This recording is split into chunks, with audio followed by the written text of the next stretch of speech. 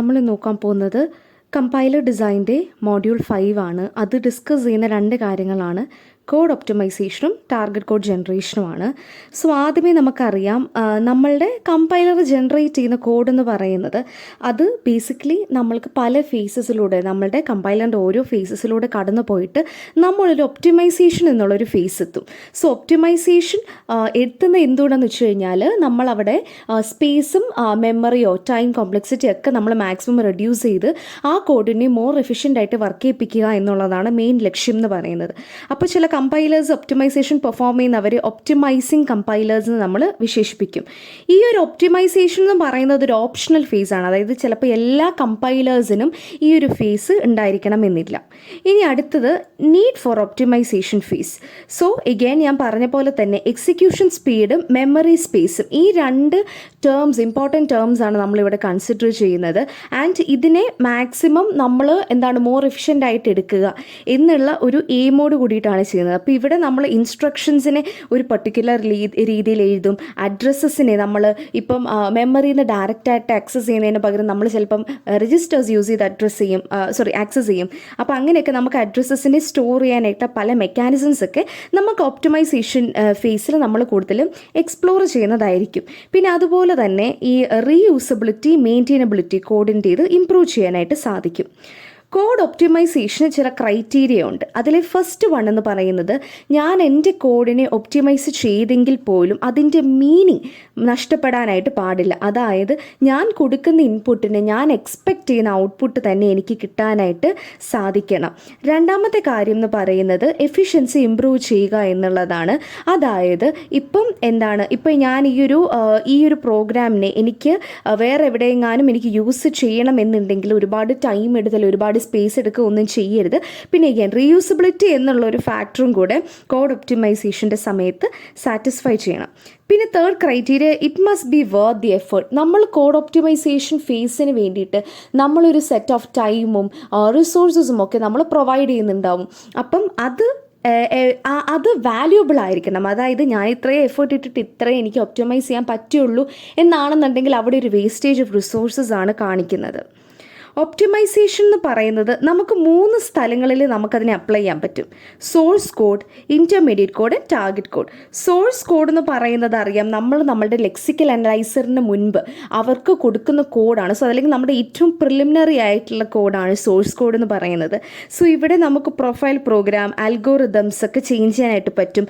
നമ്മുടെ ലൂപ്സിനെ നമുക്ക് ട്രാൻസ്ഫർ ചെയ്യാനായിട്ട് പറ്റും. ഇപ്പോൾ ലൂപ്സ് ഉള്ള സമയത്ത് നമുക്ക് കൂടുതൽ പ്രോസസ്സിംഗ് ടൈം എടുക്കും. ആ ലൂപ്പുകൾ അങ്ങനെ എഴുതുന്നതിന് പകരം ചിലപ്പോൾ നമ്മൾക്ക് സ്റ്റേറ്റ്മെൻ്റ് ആയിട്ട് റെപ്പിറ്റേറ്റീവ് ആയിട്ട് എഴുതുമ്പോഴത്തേനും നമുക്ക് യൂഷ്വലി യൂസ് ചെയ്യുന്ന ടൈമിനേക്കാളും കുറവ് ടൈം അല്ലെങ്കിൽ കുറവ് എഫേർട്ടും ആയിരിക്കും വേണ്ടി വരുന്നത്. അപ്പം അത് സോഴ്സ് കോഡിലുള്ള ഒപ്റ്റിമൈസേഷൻ.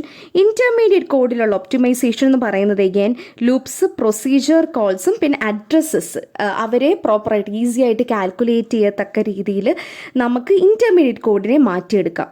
ടാർഗറ്റ് കോഡ് എന്ന് പറയുന്നത് രജിസ്റ്റേഴ്സ് യൂസ് ചെയ്യാം മെമ്മറിനേക്കാളും. ഇൻസ്ട്രക്ഷൻസ് നമ്മൾ സെലക്ട് ചെയ്യുന്നത്, പീപ്പോൾ ട്രാൻസ്ഫോർമേഷൻ ചെയ്യുന്നതൊക്കെ നമ്മൾ ടാർഗറ്റ് കോഡിൽ ചെയ്യുന്ന ഒപ്റ്റിമൈസേഷൻസ് ആണ്.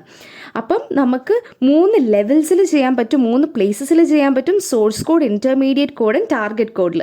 ഈ കോഡ് ജനറേറ്റർ, നമ്മുടെ ഫൈനൽ കോഡ് ജനറേറ്റിംഗ് ഫേസ് കഴിഞ്ഞ് നമുക്ക് ഔട്ട്പുട്ട് കിട്ടുന്നതാണ് നമ്മളുടെ ടാർഗറ്റ് കോഡ് എന്ന് പറയുന്നത്. ഒപ്റ്റിമൈസേഷനെ നമുക്ക് 2 ടൈപ്സ് ആയിട്ട് ഡിവൈഡ് ചെയ്യാം. ഒന്ന് മെഷീൻ ഡിപ്പെൻഡൻറ്റ്, രണ്ടാമത്തത് machine independent optimisation. Machine dependent optimisation എന്ന് പറയുന്നത് എല്ലാ മെഷീൻസിലും റൺ ചെയ്യത്തില്ല, ചില പർട്ടിക്കുലർ മെഷീൻസിൽ മാത്രമേ റൺ ചെയ്യൂ എന്നുള്ളതാണ് അതുകൊണ്ട് നമ്മൾ ഉദ്ദേശിക്കുന്നത്.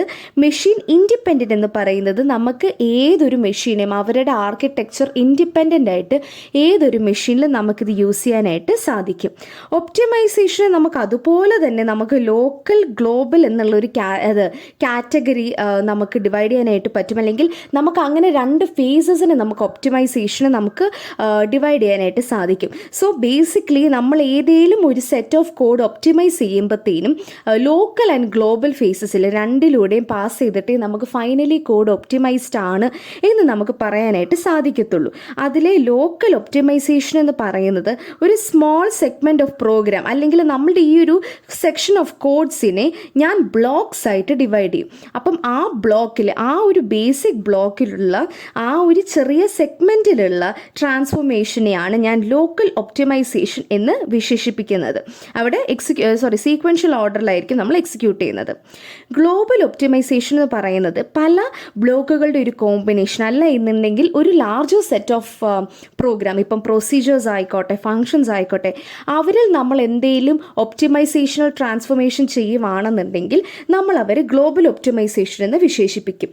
ഒരു കാര്യം നിങ്ങൾ ശ്രദ്ധിക്കേണ്ടത്, ലോക്കൽ ഒപ്റ്റിമൈസേഷൻ കഴിഞ്ഞേ നമുക്ക് ഗ്ലോബൽ ഒപ്റ്റിമൈസേഷൻ അപ്ലൈ ചെയ്യാൻ പറ്റൂ. സോ അത് ബേസിക്കലി ഒരു 2 ഫേസസ് എന്നുള്ള രീതിയിൽ തന്നെ നമുക്ക് പറയാനായിട്ട് സാധിക്കും. ഇനി അടുത്തത് ബേസിക് ബ്ലോക്ക് എന്താണ് എന്നുള്ളത് നമ്മൾ ഓൾറെഡി മുകളിൽ ഡിസ്കസ് ചെയ്താണ്. എന്നാൽ ബേസിക് ബ്ലോക്ക് എന്ന് പറയുന്നത് ഇത്രയേ ഉള്ളൂ, 3 അഡ്രസ് സ്റ്റേറ്റ്മെൻറ്റ്സ്, അവരുടെ കോൺസിക്യൂട്ടീവ് 3 അഡ്രസ് സ്റ്റേറ്റ്മെൻറ്റ്സ് ആണ്. ഇവിടെ ഹോൾട്ടിങ്ങോ ബ്രാഞ്ചിങ് ഇല്ലാണ്ട് നമ്മൾ ഗ്രൂപ്പ് ചെയ്യുന്നതിനെയാണ് ബേസിക് ബ്ലോക്സ് എന്ന് പറയുന്നത്. പിന്നെ ബേസിക് ബ്ലോക്ക്, എനിക്കിപ്പോൾ ഒരു സെറ്റ് ഓഫ് കോഡിനെ ബേസിക് ബ്ലോക്ക് എന്ന് പറയണം എന്നുണ്ടെങ്കിൽ എനിക്ക് അവിടെ ഒരു ലീഡർ സ്റ്റേറ്റ്മെൻറ്റ് വേണം. ലീഡർ സ്റ്റേറ്റ്മെൻറ്റ് എന്ന് പറയുന്നത് ഇപ്പം നമുക്കിപ്പോൾ ഒരു മെത്തേഡ് കോൾ ചെയ്യുമ്പോഴത്തേനും ആ ഒരു മെത്തേഡിൻ്റെ ഹെഡറും അതിൻ്റെ ബോഡി ഇല്ലേ, അതുപോലുള്ള ഒരു ലീഡർ സ്റ്റേറ്റ്മെൻ്റ് ആണെന്ന് നിങ്ങൾ ആലോചിച്ചാൽ മതി.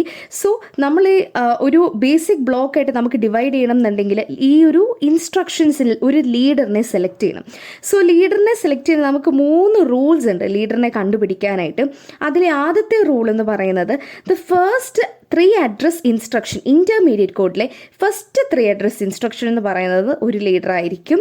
അല്ല എന്നുണ്ടെങ്കിൽ നമ്മളുടെ ഇപ്പോൾ ഒരു ഇൻസ്ട്രക്ഷനകത്തെ കണ്ടീഷണൽ അല്ലെങ്കിൽ അൺകണ്ടീഷണൽ ജമ്പിൻ്റെ ടാർഗറ്റ് വരുന്നത്, അതായത് ഇപ്പം ഞാനൊരു ഇവിടെ ഇപ്പം എൻ്റെ ഒരു കണ്ടീഷണൽ സ്റ്റേറ്റ്മെൻ്റ് ഉണ്ട്, അപ്പോൾ ഇവിടുന്ന് ഞാൻ ജമ്പ് ചെയ്ത് ഞാൻ വേറൊരു സെറ്റ് ഓഫ് ഇൻസ്ട്രക്ഷൻസിൻ്റെ അങ്ങോട്ടാണ് പോയെന്നുള്ളെങ്കിൽ ഇവിടുത്തെ ഈ ഫസ്റ്റ് സ്റ്റേറ്റ്മെൻ്റ് ഉണ്ടല്ലോ, അതിനെ എനിക്കെൻ്റെ ലീഡറായിട്ട് പറയാനായിട്ട് സാധിക്കും. സോ അപ്പോൾ ആ ഒരു ലീഡർ ഉള്ളതുകൊണ്ട് ഇതിനെ എനിക്കൊരു ബേസിക് ബ്ലോക്കായിട്ട് കൺസിഡർ ചെയ്യാനായിട്ട് സാധിക്കും. നിങ്ങൾക്ക് മനസ്സിലായി എന്ന് വിശ്വസിക്കുന്നു. ഇനി 3rd റൂൾ എന്താണ്? Any instruction that intermediately follows that immediately follows conditional or unconditional jump. ഇപ്പോൾ കണ്ടോ, ഞാൻ ഈ ഒരു കണ്ടീഷണൽ ജമ്പ് കൊണ്ട് ഞാൻ ഈ ഒരു പ്ലേസിലോട്ട് ജമ്പ് ചെയ്തു. ഓക്കെ, അപ്പോൾ ഇതിൻ്റെ താഴെയുള്ള ഈ സ്റ്റേറ്റ്മെൻറ്റ് നോക്കിക്കേ, ഇതിനെയും എനിക്ക് ലീഡർ എന്ന് പറയാം. അതായത് കണ്ടീഷണൽ ഓർ അൺകണ്ടീഷണൽ ജമ്പിൻ്റെ താഴെയുള്ള ഇമ്മീഡിയറ്റ്ലി ഫോളോ ചെയ്യുന്ന ഇൻസ്ട്രക്ഷനെയും എനിക്ക് ലീഡർ എന്ന് പറയാം. സോ ഈ 3 റൂൾസ് യൂസ് ചെയ്ത് നമുക്ക് ഒരു സെറ്റ് ഓഫ് കോഡിനെ അല്ലെങ്കിൽ കോഡ് സെഗ്മെൻറ്റ്സിനെ നമുക്ക് ബേസിക് ബ്ലോക്സ് ആയിട്ട് ഡിവൈഡ് ചെയ്യാനായിട്ട് സാധിക്കും. അടുത്ത നോക്കുവാണെങ്കിൽ ഫ്ലോ ചാർട്ട്സ് അല്ലെങ്കിൽ ഫ്ലോ ഗ്രാഫ്സ് നമ്മൾ പറയും. ഫ്ലോ ഗ്രാഫ് എന്ന് പറയുന്നത് നമുക്കത്ര പുതിയതായിട്ടുള്ളൊരു ടേം ഒന്നുമല്ല. ബേസിക്കലി നമ്മളുടെ ഫ്ലോയുടെ അല്ലെങ്കിൽ ഫ്ലോ അനാലിസിസിൻ്റെ പിക്ടോറിയൽ റെപ്രസെൻറ്റേഷനാണ് നമ്മളൊരു ഫ്ലോ ഗ്രാഫിൽ കാണിക്കുന്നത്. പിന്നെ ഫ്ലോ ചാർട്ട് എന്ന് പറയുമ്പോൾ നമ്മളിവിടെ ഷേപ്സ് ആണ് വരുന്നത്. ഫ്ലോ ഗ്രാഫിൽ നോട്ട്സും അതിനെ കണക്ട് ചെയ്യുന്ന ലിങ്ക്സും ആയിരിക്കും വരുന്നത്. അല്ലാന്നുണ്ട് വേർട്ടിസസ് ആൻഡ് എഡ്ജസ് എന്നുള്ള ഒരു കൺസെപ്റ്റാണ് നമ്മുടെ ഫ്ലോ ഗ്രാഫിൽ വരുന്നത്. ഓക്കെ, അപ്പം ഇവിടെ നമ്മൾക്ക് യൂഷ്വലി ഒരു ഡയറക്റ്റഡ് ഗ്രാഫ് ആണ്, അതൊക്കെ നമ്മൾ പണ്ട് പഠിച്ചിട്ടുള്ളതാണ്. അതായത് ഒരു നോഡിൽ നിന്ന് അടുത്ത നോഡിലോട്ട് ഡയറക്ഷൻസ് ആയിരിക്കും എഡ്ജസ് വരുന്നത്.